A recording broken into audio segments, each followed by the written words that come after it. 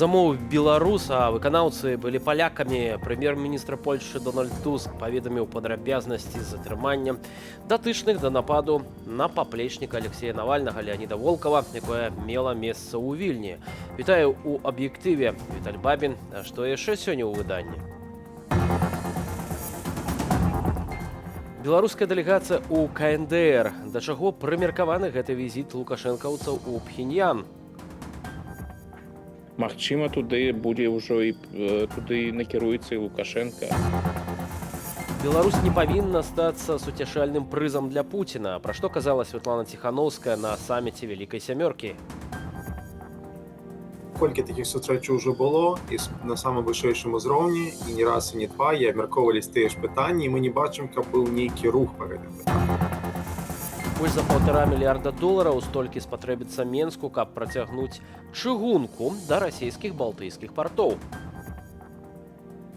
Карыстанне гэтымі партамі невыгадна для Беларусі. Як казалі беларускія чыноўнікі, кошт гэтых перасоўванняў, гэтага лагістычнага пуці ад 2 до 5 разоў даражэйшы, чым ён быў праз Клайпеду.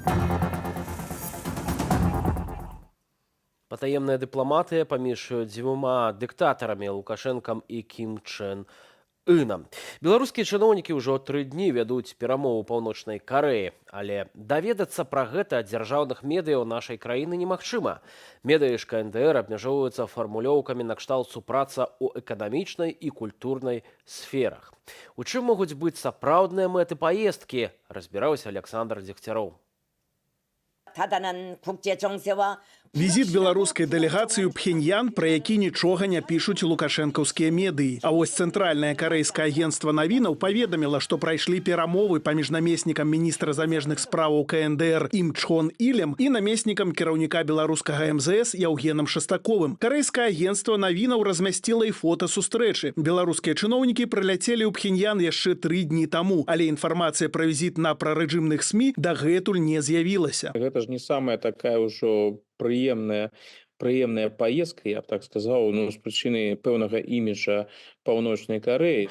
Гэта больш такі тэхнічны візіт, каб падрыхтаваць нешта большае, падрыхтаваць там той жа магчымы візіт Алейніка ў Паўночную Карэю. Магчыма, туды будзе ўжо і туды накіруецца і Лукашенко.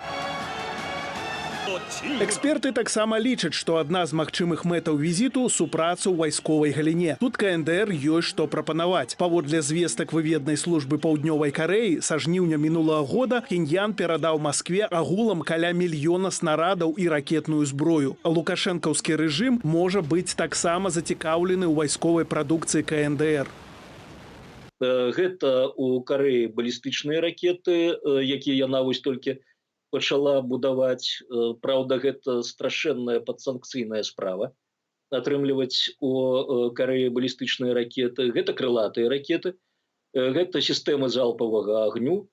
Вось тое, што можа прапанаваць Карэя. Адным з кірункаў візіту можа быць прапанова беларускай прадукцыі Пхеньяну, але апошнія 5 гадоў валавы ўнутраны прадукт КНДР на спадзе. Эксперты характарызуюць эканоміку гэтай дзяржавы як сацыялістычна-планавую і мабілізацыйную. Згодна з Цэнтрабанкам Паўднёвай Карэі, у пазамінулым годзе ВУП іх паўночнага суседа склаў усяго крыху больш за 22,5 мільярды еўраў. Гэта 213-е месца ў свеце паводле ВУП на душу насельніцтва. Ці можа КНДР быць цікаваю для беларускай эканомікі?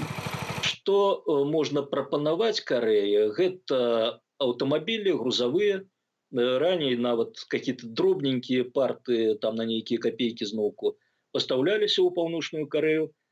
Но асноўнае, што вось ляжыць на паверхні, гэта калійнае ўгнаенне і гэта прадукты харчавання.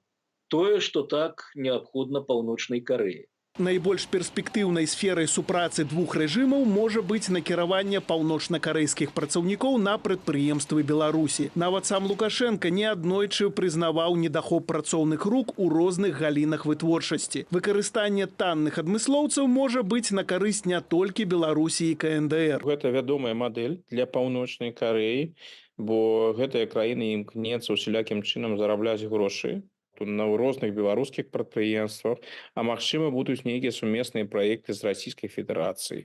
напрыклад, калі будуць прадпрыемствы працаваць на ваенную галіну расійскую, то выкарыстоўваць тут паўночных карэйцаў, каб менш ішло інфармацыі ў навакольны свет. Дыпламатычныя стасункі Пхеньян і Менск наладзілі яшчэ 3 лютага 1992 года, але доўгі час адносіны развіваліся вельмі слаба. Пацяпленне адбылося пасля 2020 года, калі Лукашенка, зазнаўшы паразу на выбарах і распачаўшы ў краіне масавыя рэпрэсіі, апынуўся ў міжнароднай ізаляцыі. Улады ж Пхеньяну, наадварот, яго тады падтрымалі. Александр Дзегцяроў, Белсат. Беларусь упершыню ў гісторыі была прадстаўленая на міністэрскім саміце Вялікай Сямёркі. На высокую сустрэчу Святлану Ціханаўскую запрасіў міністр замежных спраў Італіі Антоніо Таяні. Абраная прэзідэнтка сустрэлася з галоўнымі дыпламатамі наймацнейшых заходніх краінаў, усіх чальцоў клубу G7, акрамя Японіі. Падрабязней Вітаў Ціўчык. Беларусь на саміце Вялікай Сямёркі на італьянскім Капры. Святлана Ціханаўская сустрэлася з міністрамі замежных справаў ключавых заходніх краінаў. Я подняла пытанне обороны нашей незалежности. Беларусь не повинна стать суцяшальным прызам для Путина. С дзяржаўным сакратаром США Энтоні Блінкенам мы абмеркавалі падтрымку для Украіны і Беларусі. Ён цікавіўся лёсам палітвязняў і што яшчэ мы можам зрабіць для іх вызвалення. Святлана Ціханаўская размаўляла з вярхоўным прадстаўніком еўразвязу, міністрамі замежных справаў Вялікай Брытаніі, Нямецчыны, Францыі, Канады ды Італіі. З еўрапейскімі дыпламатамі прадстаўніца Беларусі абмяркоўвала фінансаванне беларускіх медыяў і арганізацыяў, дапамогу былым палітвязням і сем'ям палітзняволеных. Сама прысутнасць там, магчымасць зноў вярнуць фокус на Беларусь, паказаць важнасць Беларусі у нашым рэгіёне, важнасць таксама дэмакратычнай і свабоднай Беларусі для бяспекі Еўропы і таксама для перамогі Украіны. Апроч таго, Святлана Ціханаўская гаварыла пра прыцягванне Лукашэнкі і ягоных памагатых да адказнасці і прасіла аддзяляць беларусаў ад рэжыму. Удзельнікі саміту прынялі супольную заяву, у якой згадалі Беларусь. Мы працягваем асуджаць суудзел рэжыму Беларусі ў вайне Расіі супраць Украіны. Мы выказваем нашу нязменную заклапочанасць у сувязі з працягам рэпрэсіяў рэжыму ў дачыненні незалежных медыяў, грамадзянскай супольнасці, а таксама апазіцыі і грамадзянаў, якія мірна выказваюць свае погляды. Мы асуджаем жорсткае абыходжанне з палітвязнямі і просім іхнага неадкладнага і безумоўнага вызвалення. Палітолог Рыгор Ніжнікаў мяркуе, беларусам у Беларусі не варта чакаць ад гэтага саміту нейкіх адчувальных вынікаў. Колькі такіх сустрэчаў ўжо было і на самым вышэйшым узроўні, і не раз і не два, і абмяркоўвались тыя ж пытанні, і мы не бачым, каб быў нейкі рух па гэтым пытанням. Гэта галоўнае. Але ўсё ж такі той факт, што беларускае пытанне падымаецца, што беларускі бок чуецца, гэта ўсё ж такі мае важны патэнцыйны ўплыў, асабліва калі мы дакладна не ведаем, як вайна скончыцца, як будзе выглядаць архітэктура бяспекі Еўропы. Цяпер у групе 7 старшынюе Італія. Міністр замежных справаў менавіта гэтай краіны Антоніо Таяні і запрасіў Святлану Ціханаўскую на саміт. Гэтае запрашэнне, гэта такі жэст Італіі, самога міністра у бок Беларусі, важнасці для яго асабіста і для Італіі пытанняў дэмакратыі, свабоды, аднаўлення дэмакратыі, свабоды у Беларусі. Па выніках саміту Святлана Ціханаўская паабяцала, што будзе рабіць усё магчымае, каб пытанне Беларусі не сыходзіла з міжнароднага парадку дня. Вітаў Ціўчык, Белсат. Координацыйная рада апублікавала рэгламент і пратакол паседжання выбарчай камісіі. Журналістку Алену Прыходзьку абралі ў якасці старшыні гэтай камісіі. Апрача таго, маем ужо 3 спісы ад выбарчых суб'ектаў і іх лідараў. Салідарнасць на чале з Георгіем Дзмітруком, закон і правапарадак пад лідарствам Александра Азарова і незалежныя беларусы, якіх ачоліў Максім Шабуцкі. Падрабязней пра выбары ў координацыйную раду Дамініка Кунцэвіч.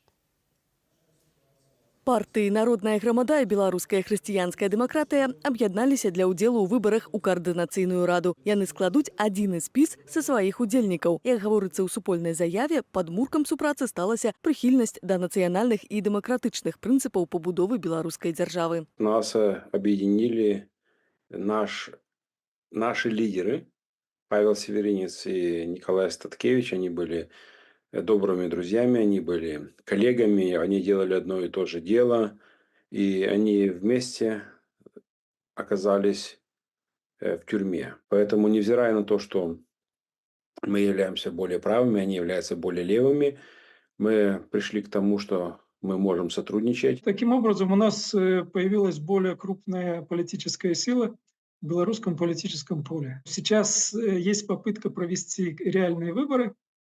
Будут они реальные или нет, это мы посмотрим. Да? Но тем не менее, раз это происходит, мы должны в этом участвовать. Напярэдадні пра стварэнне кааліцыі для ўдзелу ў выбарах заявілі намеснік кіраўніцы аб'яднанага пераходнага кабінету ды кіраўнік народнага антыкрызіснага ўпраўлення Павел Латушка і старшыня руху «За свабоду» Юры Губарэвіч. Да іх далучыліся іншыя грамадскія аб'яднанні, блогеры, дыпламаты, юрысты, адвакаты, дзеячы культуры і прадпрымальнікі. Новая координацыйная рада павінна мець задачу адстойваць нацыянальныя інтарэсы Беларусі, правы беларусаў і ўплываць на рашэнні, якія могуць датычыцца нас з вами. Умацаванне прадстаўнічага інстытуту дэмакратычных сіл праз выбары – гэта натуральны шлях дэмакратычнага працэсу і яго развіцця. Дзесяцігоддзямі пазбаўленыя права выбару на радзіме, беларусы нарэшце атрымалі магчымасць абіраць сваіх прадстаўнікоў. Пра свой удзел у выбарах у каардынацыйную раду раней заявіў кіраўнік байпол Александр Азаров. Мы вырашылі калектывам, што трэба ісці на выбары. Бо мы разумеем, што любыя арганізацыі, створаныя праз прамыя выбары, яны маюць легітымнасць. Легітымнасць перад беларускім народам. Рэгістрацыю кандыдатаў выбарчая камісія завершыць 22 красавіка. За месяц да галасавання пачнецца перыяд агітацыі. Выбары УКР пройдуць з 25 да 27 траўня. Вынікі абвесцяць 8 чэрвеня. Дамініка Кунцевіч, Белсат.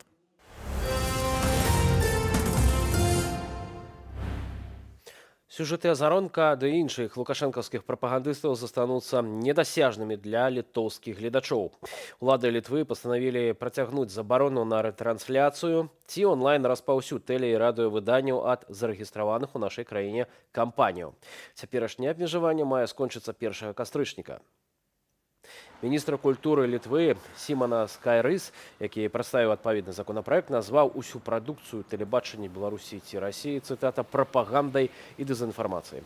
Забарону на рэтрансляцыю іх праграмаў чыноўнікі прапануюць падоўжыць на неабмежаваны тэрмін, а менавіта да таго часу, пакуль рэжымы Лукашэнкі і Пуціна будуць ствараць пагрозу нацыянальнай бяспецы Літвы. Сейм ужо ухваліў адпаведныя папраўкі ў закон. Далей законапраекты будуць абмяркоўваць профільныя камісіі ў літоўскім парламенце. Расія чарговы раз тэрарызуе мірнае насельніцтва ўкраіны. Гэтым разам на разбураны жылы 5павярховік у Дняпры. Ёсць загінулыя і параненыя. ЗСУ справаздачыцца пра збіццё расійскага стратэгічнага бамбавальніка. Прычым гэта адбылося проста ў небе над расійскай тэрыторыяй. Працяг у матэрыяле Яна Федаровіча.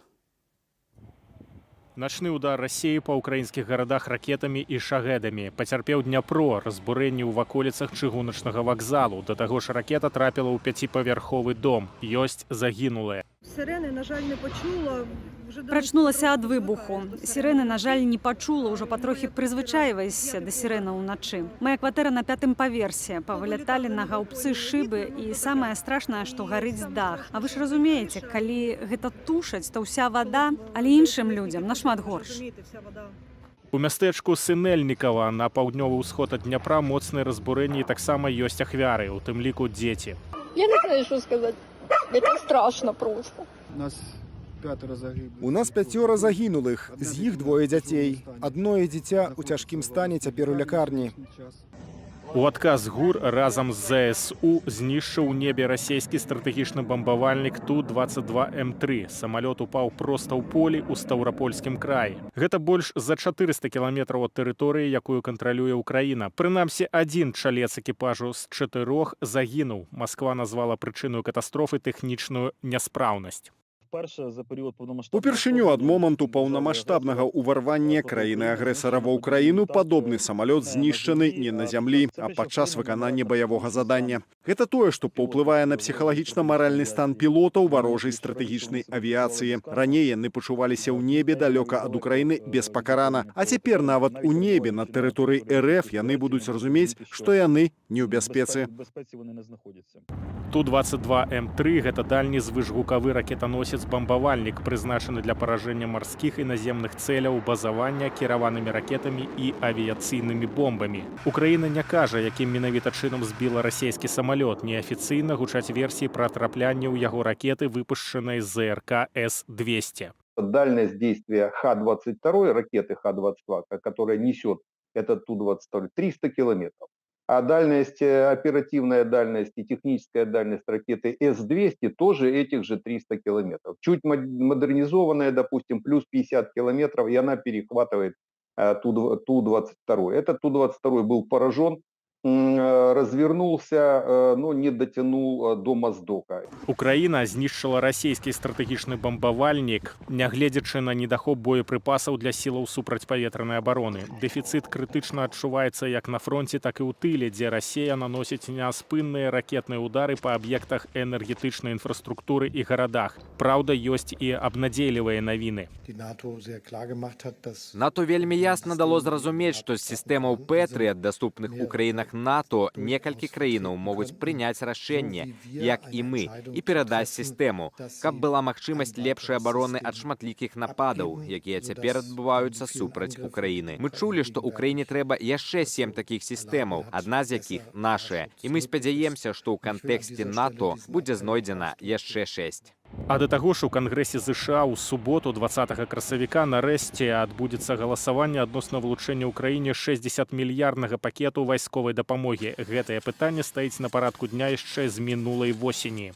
Я вельмі спадзяюся, што прадстаўнікі Кангрэсу ЗША ухваляць гэтае рашэнне, таму што палітычная гульня вакол надання ўкраіне гэтай дапамогі, як на маю думку, зацягнулася. Мне дзіўна глядзець, як рэспубліканцы, нашчадкі ў палітычным сэнсе Рональда Рэйгана, гуляюць у такія гульні, якіх ён бы не мог зразумець ніколі. Зрэшты, нават у выпадку станоўчага рашэння ў Кангрэсе амерыканская зброя паступіць на ўкраінскі фронт з пэўнаю затрымкаю. Паводле розных ацэнак гэта зойме не менш за месяц. Ян Федарович, Белсат. Іран атакавалі беспілотнікі, выбухі грымелі каля буйной вайсковай авіябазы ў ваколіцах Ісфахану, а таксама ў небе над Тэбрызам. Уначы закрыліся аэрапорты ў Тэгеране, Шыразе і Ісфахане. Зрэшты, праз некалькі гадзінаў паветраную прастору зноў адкрылі. Амерыканскія медыі сцвярджаюць, што Злучаныя Штаты атрымалі папярэджанне напярэдадні сённяшняй атакі. Ізраіль пакуль не пацвердзіў, што атакаваў Іран. Удар адбыўся неўзабаве пасля таго, як Іран накіраваў на Ізраіль шквал беспілотнікаў і ракетаў. Тады ЗША ды некаторыя іншыя дзяржавы патрабавалі ад Іерусаліму не адказваць на іранскую атаку або абмежаваць зваротныя захады. Маўляў, гэта раздзьме больш шырокі канфлікт. Іранскі бок назваў прычыну атакі 14 красавіка першакрасавіцкі авіаудар па комплексе іранскай амбасады ў Дамаску. Тэхеран абвінаваціў у атацы Ізраіль. Прэзідэнт Ірану Ібрагім Раісі прыгразіў жорсткім адказам за любы напад на іранскую тэрыторыю.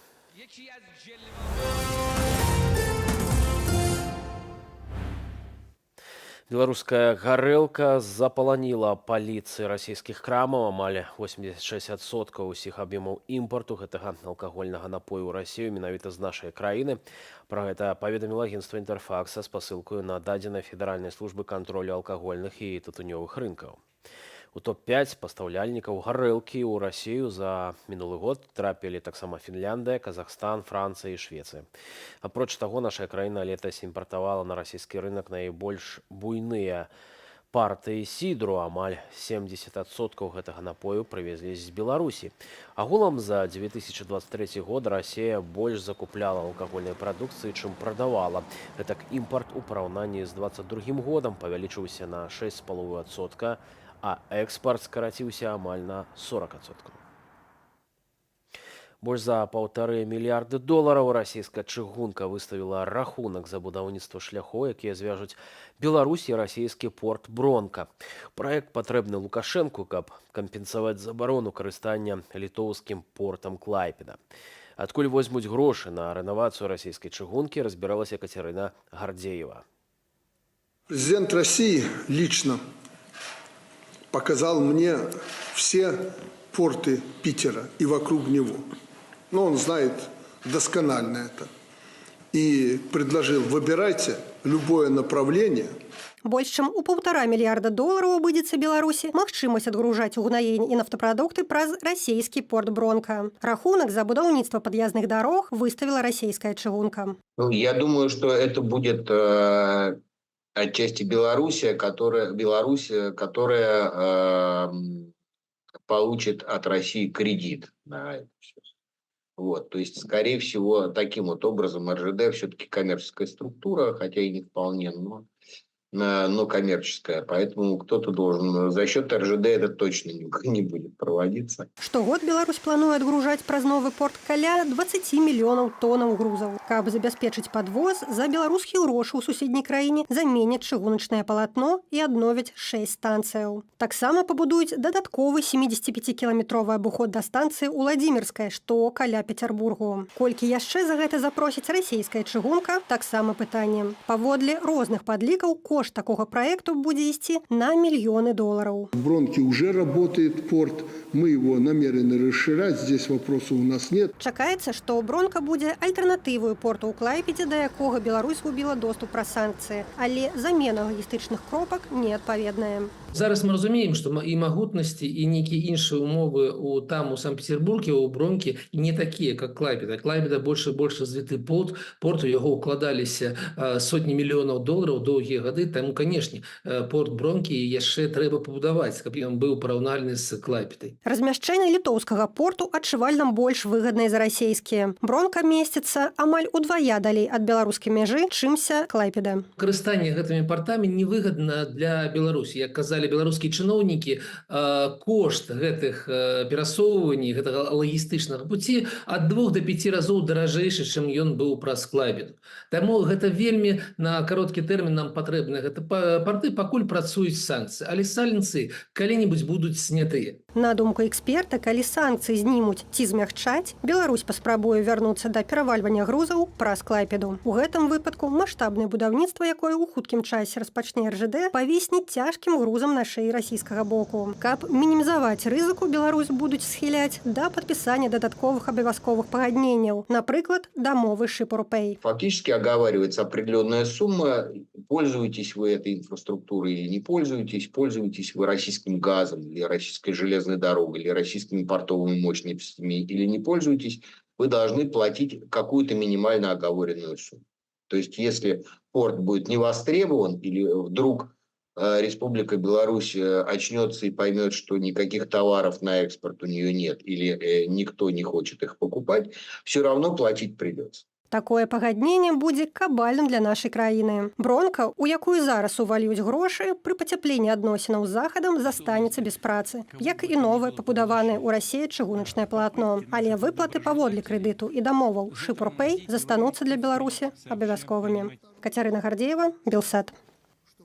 Энергетыкі Віцебскай вобласці ўсю ноч ліквідавалі наступствы моцнага снегападу з парывістым ветрам. Днямі сіноптыкі папярэджвалі пра рэзкае пагаршэнне надвор'я ў розных частках Беларусі. Мокры снег з дажджом прайшоўся па Магілёўскай вобласці, у Воршы, Барысаве, Жодзіне ды іншых мясцінах. Але найбольш пацярпела ад непагадзі менавіта Віцебшчына, без каментара.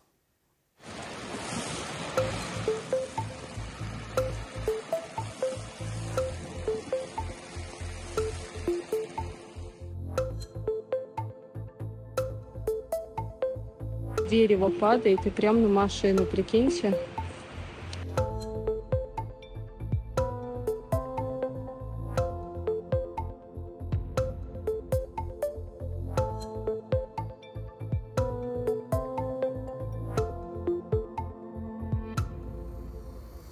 Бедные тюльпанчики еще не успели распуститься, а их уже завалило снегом.